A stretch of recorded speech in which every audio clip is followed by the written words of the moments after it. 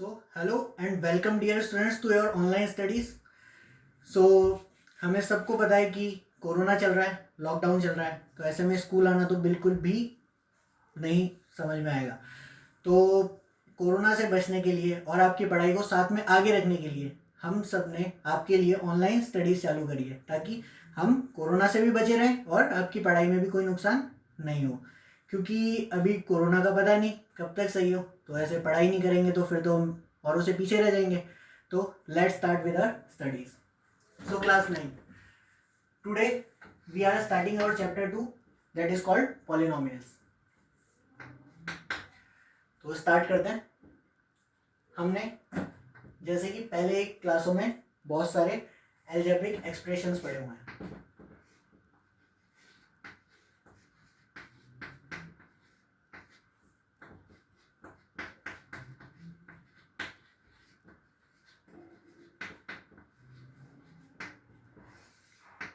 Algebraic expressions आपको सबको पता है, जिसमें कोई वेरिएबल होते हो,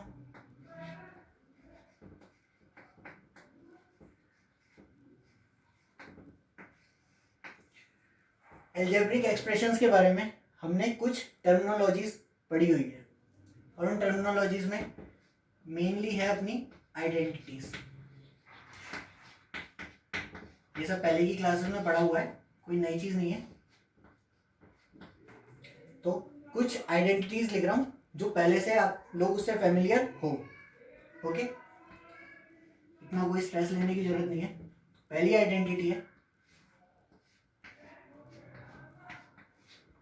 x प्लस वाई का होल स्क्वायर। सब स्टूडेंट जानते हैं इसका answer X square plus 2xy plus Y square. दूसरी आइडेंटिटी अपनी है x माइनस वाई का होल स्क्वायर। इसका आंसर आता है X square minus 2xy plus Y square. एक बेसिक आइडेंटिटी और पड़ी हुई है जो बहुत ज़्यादा काम आती है, that is X square minus Y square which is equal to X minus Y into X plus Y. All right, तो ये तीन आइडेंटिटीज हमने पढ़ी हुई है।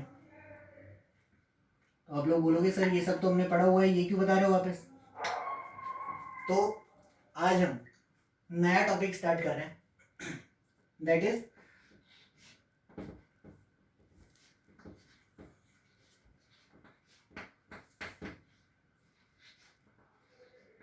A particular type of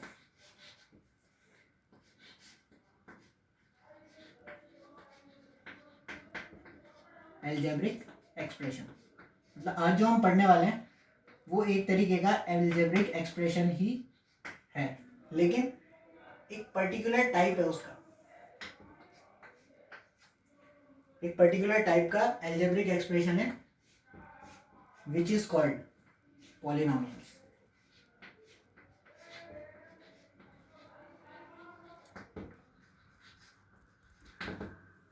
okay, so आप सब लोग उतारना चाहे तो इसका स्क्रीनशॉट ले सकते हैं या पॉज करके नोट भी कर सकते हैं।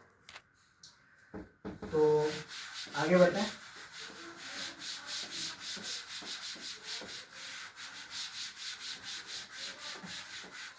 ओके सर, आप लोग बोलोगे सर पॉलिनोमियल्स क्या है? तो पॉलिनोमियल्स पढ़ने से पहले हम कुछ बेसिक सी टर्मिनोलॉजीज पढ़ेंगे जो काफ़ी ज़्यादा इंपॉर्टेंट है। So let us begin with the recall कि कोई भी वेरिएबल है,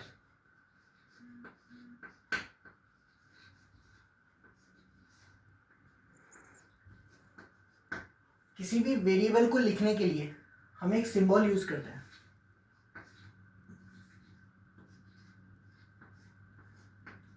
अब वो सिंबल है क्या क्या? That is X Y Z. इनसे बेसिकली डिनोट करते हैं। अब ऐसा कोई रूल नहीं है कि सर एक्स वाई जेड से क्यों करते हैं, ए बी सी से क्यों नहीं करते। तो ये कुछ इस तरह की बात हो गई। मैं आप लोगों से पूछूं आपका नाम ये क्यों रखा गया, तो नहीं पता, बस अपने पेरेंट्स से उन्होंने रख दिया। वैसे ही बड़े बड़े हमसे बहुत ज़्यादा ब्रिलियंट साइंटिस्ट थे जिन्होंने एक्स वाई जेड से ही यूज़ कर लिया, और हम भी उसी रूल को फॉलो करते आ रहे हैं तभी से। तो इसमें कोई पूछने वाली बात नहीं है सर एक्स वाई जेड से क्यों कर रहे हैं। आपकी चाहे आप टी से कर दो, कोई आपको फांसी नहीं लगाएगा। ओके, चाहे तो यू से कर दो, ये भी एक वेरिएबल ही है। तो मैं एक बेसिक सा एल्जेब्रिक एक्सप्रेशन लिख रहा हूं, पे योर अटेंशन।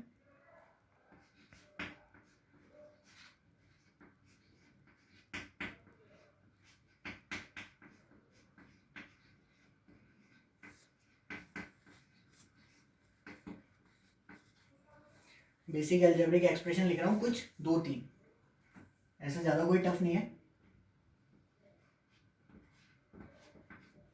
2x सबको पता है, ये एक एल्जेब्रिक एक्सप्रेशन है।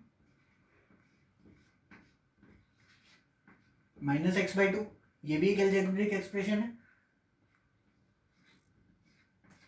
3x ये भी एक एल्जेब्रिक एक्सप्रेशन है। √5x ये भी एक एल्जेब्रिक एक्सप्रेशन है। यदि इन एल्जेब्रिक एक्सप्रेशंस को हम नोट डाउन करें तो हम देखेंगे कि ये सारे एल्जेब्रिक एक्सप्रेशन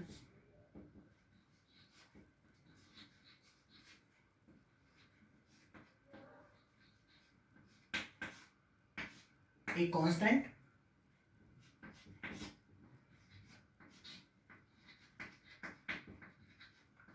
इनटू और वेरिएबल की फॉर्म में लिखे हुए हैं। कैसे? Have a look on 2x, 2 is a constant and x is a variable. -x/2 is like -1/2 into x, where -1/2 is a constant or x is variable. Okay, 3x, 3 is a constant or x is a variable. All right, √5x, √5 is also a constant, no doubt, and x is a variable. Okay, ठीक है। अब आगे देखते हैं। यदि मैं बोलूं आप सबसे कि हम एक एल्जेब्रिक एक्सप्रेशन लिखना चाह रहे हैं, किस टाइप का?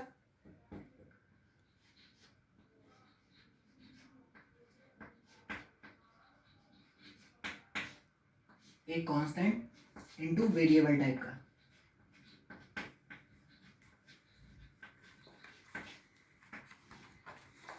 तो भाई आप लोग बोलोगे सर ये चीज तो ऊपर भी लिखी हुई है, तो नीचे वाली का मतलब क्या हुआ? नीचे वाली और ऊपर वाली में फर्क ये है कि यहाँ पर कांस्टेंट हम सबको पता है कि यहाँ कांस्टेंट 2 है, यहाँ -1/2 है, यहाँ पर 3 है, यहाँ पर √5 है। लेकिन जो नीचे वाली टर्म लिखी हुई है, यहाँ हमें we do not know that what is the constant.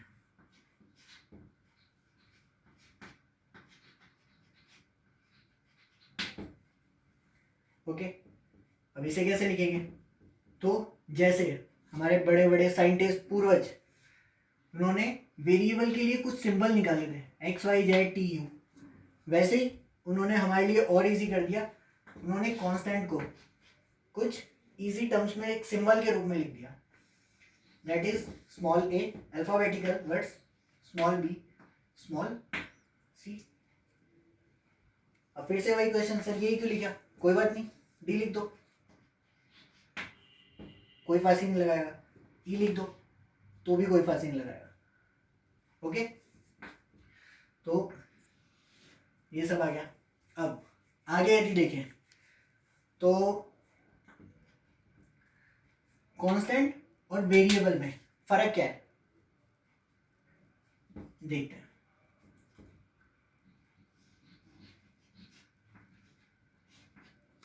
Constant यदि देखें तो कांस्टेंट की value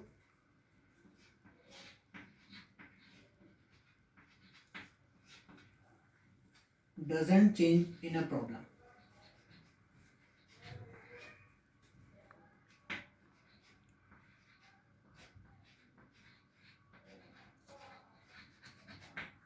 Okay, or variable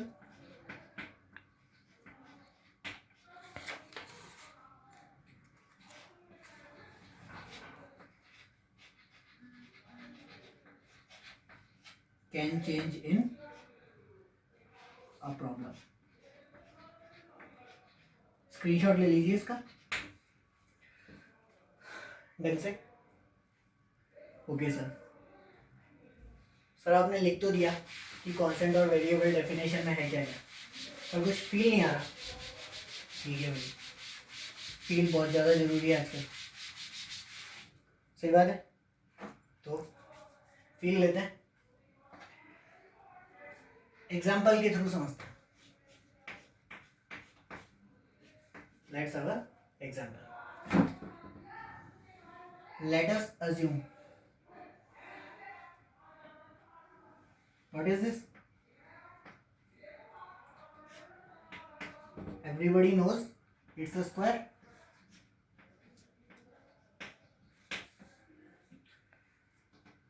We are giving the name it to A, B, C and D. Its side length is 4 centimeter. 4 centimeter metre जो भी लेना है।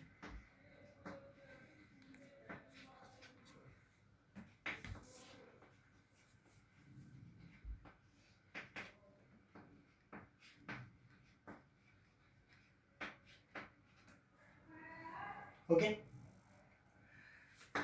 अगर मैं आप लोगों को बोलूं find perimeter of square ABCD, तो ये तो बहुत बेसिक सा क्वेश्चन है। स्क्वायर का पेरीमीटर सब जानते हैं, क्या होता है? 4 into length of side, alright.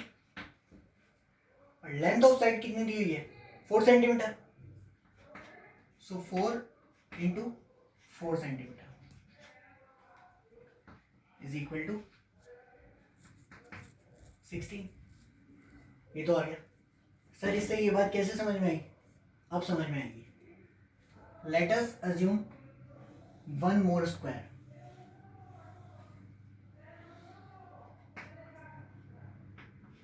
P Q R S, whose length of side is 10 centimeter.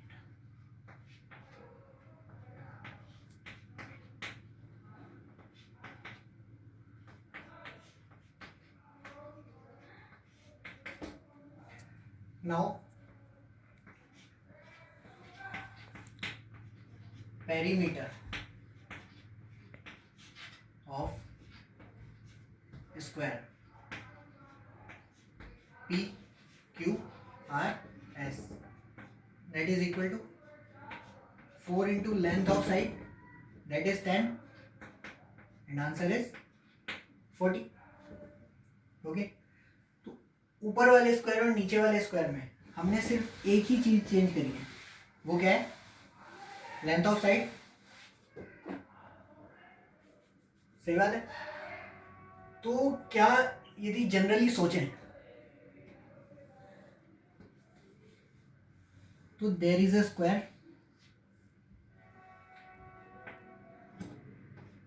whose length is x,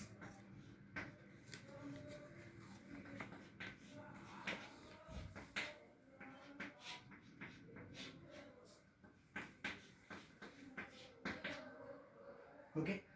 Now if we have to write perimeter of square.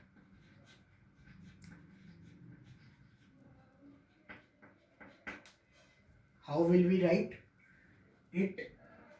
That is 4x, and 4x is an algebraic expression, जैसे अभी हमने पढ़ा था थोड़ी देर पहले ही.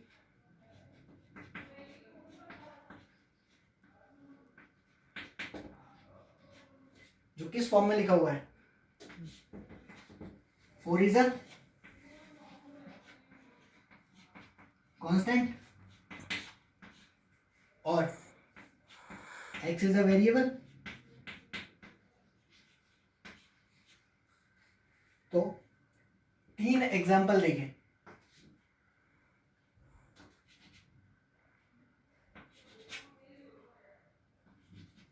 Constant change हुआ. तो थोड़ी देर पहले ही मैंने बताया था कि जो कांस्टेंट होता है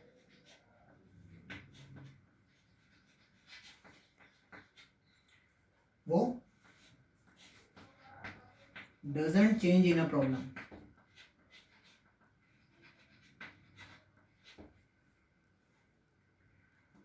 सिर्फ साइड लेंथ बदल रही है. So x is a variable. और थोड़ी देर पहले ही मैंने बताया था what is variable. That can change in a problem. Alright, आ गया होगा सबको समझ में. तो ये एग्जांपल्स लिख लीजिए, जिससे स्क्रीनशॉट ले लो या फिर नोट कर लो, जिससे याद रहेगा. क्योंकि एग्जांपल के थ्रू बहुत जल्दी समझ में आता है कोई भी चीज.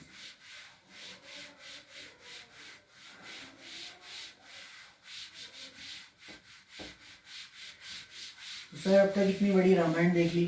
पिछले लॉकडाउन में ऐसे भी रामायण आई थी, आपने एक और सुना दी. सही बात है. तो इस रामायण का मतलब क्या हुआ? इस रामायण का मतलब ये हुआ कि अभी अभी हमने पढ़ा, जब सर ये एक अलजेब्रिक एक्सप्रेशन था जैसे,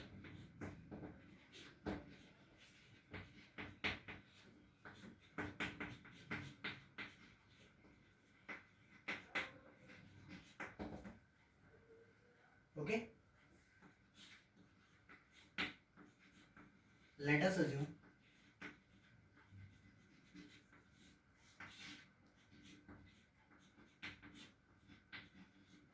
one more expression.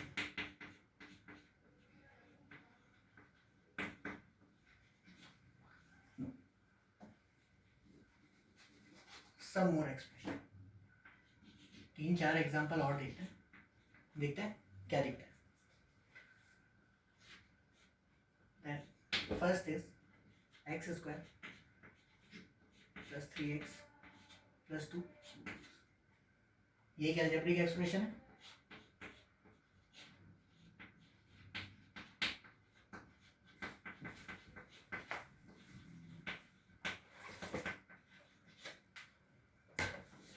Let us have one more example. Minus x cube plus x square plus 5x plus 6. ये भी एक अलजेब्रिक एक्सप्रेशन है. तो इन अलजेब्रिक एक्सप्रेशन से यदि हम देखें तो जो x की पावर्स है, x अपना वेरिएबल, वो एक्सेप्ट होल नंबर्स के और कुछ भी नहीं है. कोई और नंबर नहीं है, कोई नेगेटिव पावर नहीं है.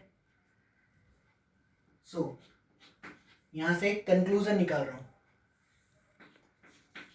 Have a look on it.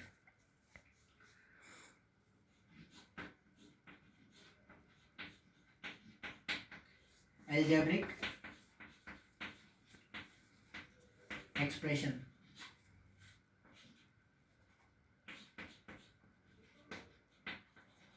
having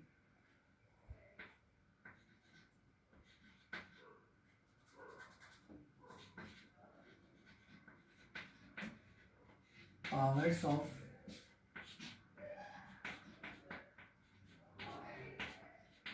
variables.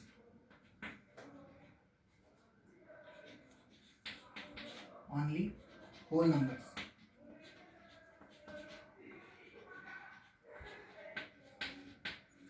मतलब एल्जेब्रिक एक्सप्रेशंस में यदि अपने वेरिएबल्स की पावर सिर्फ होल नंबर्स में, केवल होल नंबर्स है, that expression is called polynomial.